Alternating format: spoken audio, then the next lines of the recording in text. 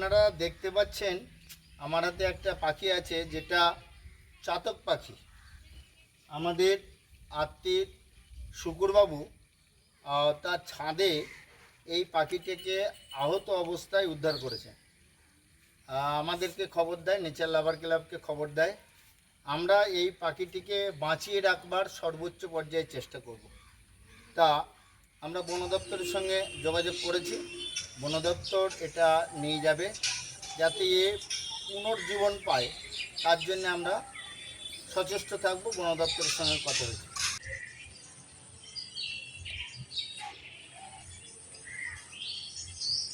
এই বিষয়ে শুকরবাবু আপনি বলুন কিভাবে পাখিটা পেলেন। পাখিটা গাছে ছিল, কাগের ঠুকরা ছিল, ঠুকরা তো পড়ে যায়, তখন আমরা ধরে পাখিটা রেখে দিই, রেখানোর পর আবার ছাদে রেখে দিই, ঢাকা দিয়ে আবার পাখি কাগে এসে আবার ঠুকরায়।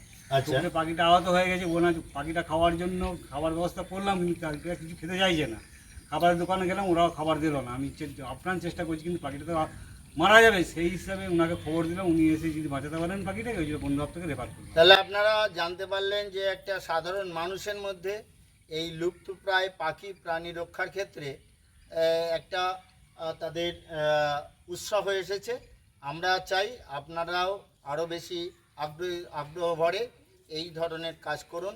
ধন্যবাদ জানাই শুকুরবাবুকে আর এই পাখিটিকে পুনর্জীবন দেওয়ার জন্য। ধন্যবাদ।